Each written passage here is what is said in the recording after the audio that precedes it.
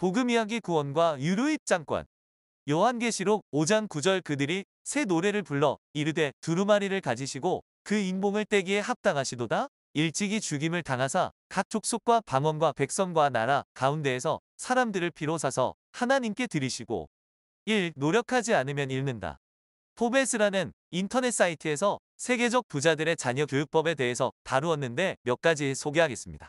스웨덴 대표 기업 발렌베리는 세계적으로 가장 존경받는 가족 기업으로 삼성의 롤모델이라고 불립니다. 코로나 백신인 아스트라제네카를 만든 회사를 비롯해서 많은 회사들을 가지고 있습니다. 발렌베리 가문의 자녀 양육 프로그램 또한 세계적으로 유명합니다. 이들이 중시하는 것 중 한 가지는 바로 검소함입니다.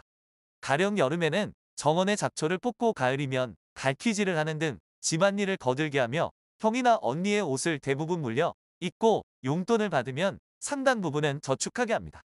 모든 나이를 검소하고 엄격하게 키우는 가운데 아이들은 자신이 부자 가문의 자손이라는 것을 의식하지 못하며 자랍니다.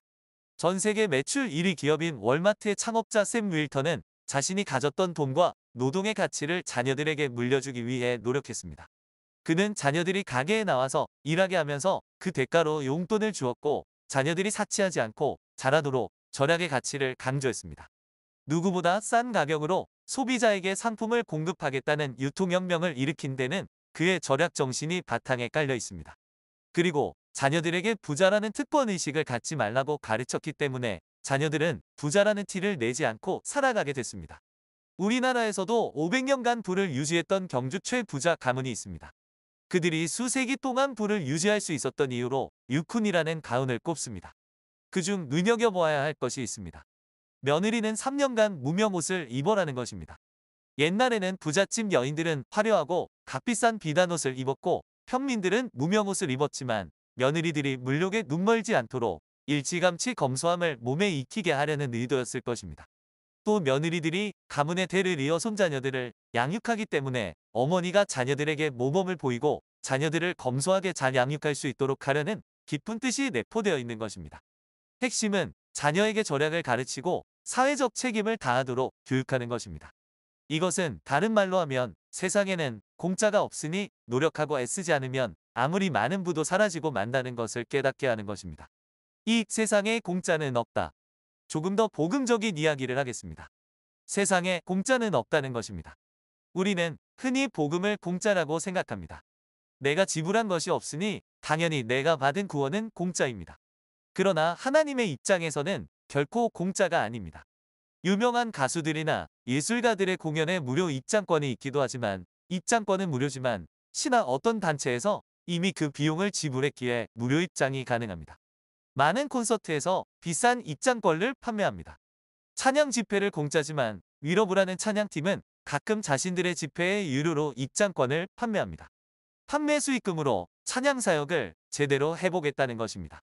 최근 우리나라의 어떤 걸그룹의 대만 공연에 암표 가격이 1,700만 원이라는 기사를 본 적이 있습니다. 올해 내한한 외국의 어느 팝스타의 암표 가격이 포르쉐 한 대값이라고 합니다. 굉장하지요. 왜 사람들은 수천만 원의 돈을 주고 그 공연을 보려고 할까요? 우리가 보기에는 이해되지 않지만 그들이 보기에 충분히 가치 있는 소비라고 믿기에 그렇게 하는 것이겠지요. 우리가 자녀들에게 가르쳐야 할 것은 세상에 공짜는 없다는 것입니다. 누군가가 대신 대가를 지불하든지 아니면 자신이 직접 대가를 지불해야 한다는 것입니다. 3. 우리가 받은 구원은 공짜인가? 이제 복음으로 깊이 들어가 보겠습니다. 우리가 받은 구원은 공짜일까요? 요한계시록 5장 9절 그들이 새 노래를 불러 이르되 두루마리를 가지시고 그 인봉을 떼기에 합당하시도다. 일찍이 죽임을 당하사 각 족속과 방언과 백성과 나라 가운데에서 사람들을 피로 사서 하나님께 드리시고. 요한계시록 1장은 예수님께서 사도 요한을 만나러 오신 장면, 2장과 3장은 일곱 교회에 보내는 메시지, 4장은 하늘에서 드려지는 예배, 5장은 내 생물과 장로들이 어린 양 대신 예수님을 찬양하는 장면입니다. 내 생물과 장로들이 유월절 어린 양 대신 예수님께서 자신의 피로 우리를 사서 하나님께 드리셨다고 찬양하고 있습니다. 하나님께 드렸다는 것은 곧 구원하셨다는 뜻입니다. 우리가 받은 구원은 예수님께서 대신 대가를 지불하셨다는 것입니다. 이 찬양 자체가 복음입니다. 우리는 우리의 죄 문제를 해결할 수도 없고 인생의 문제도 해결할 수 없는 나약하고 사악한 존재지만 예수님께서 자신의 피로 단번에 우리의 문제들을 해결하셨다는 것입니다. 구원받았다와 동의어가 많습니다. 거룩하게 되었다. 하나님의 백성이 되었다. 천국에 들어갔다. 용서받았다. 하나님과 화해했다 등등 많습니다. 성경은 예수님 때문에 우리 삶에 일어난 근본적인 변화를 말씀하고 있습니다. 예수님이 받으실 고난을 예언했다고 해서 고난장이라 불리는 이사야 53장 5절 그가 찔림은 우리의 허물 때문이요 그가 상함은 우리의 죄악 때문이라 그가 징계를 받음으로 우리는 평화를 누리고 그가 채찍에 맞음으로 우리는 나음을 받았도다. 예수님의 고난은 예수님 자신의 죄와 실수가 아니라 우리의 허물과 죄악 때문인데 예수님께서 기꺼이 우리를 위해 고난받으심으로 우리가 평화를 누리고 나음을 입었다고 말씀합니다.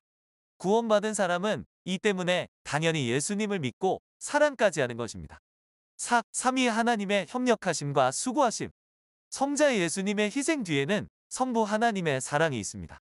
요한복음 3장 16절 하나님이 세상을 이처럼 사랑하사 독생자를 주셨으니 이는 그를 믿는 자마다 멸망하지 않고 영생을 얻게 하려 하심이라.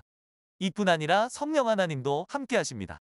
데살로니가후서 2장 13절 주께서 사랑하시는 형제들아 우리가 항상 너희에 관하여 마땅히 하나님께 감사할 것은 하나님이 처음부터 너희를 택하사 성령의 거룩하게 하심과 진리를 믿음으로 구원을 받게 하심이니 우리의 구원은 삼위 하나님의 연합된 일이십니다. 성부 하나님께서 우리를 사랑하셔서 독생자를 보내셨고 독생자 성자 하나님께서 자신의 피로 대가를 지불하시고 성령 하나님께서 그 피로 우리를 거룩하게 하시고 예수님을 믿는 믿음을 주셨습니다. 우리의 구원은 삼위 하나님의 수고와 열심으로 주어진 것입니다. 구원은 공짜가 아닙니다. 예수님의 피의 대가입니다. 엄청난 대가가 지불되었습니다. 가장 가치 있고 값으로 매길 수 없는 구원을 받은 자가 우리입니다. 하나님께 감사하여 더욱 사랑하고 순종하며 믿음으로 사는 우리 모두가 되길 바랍니다.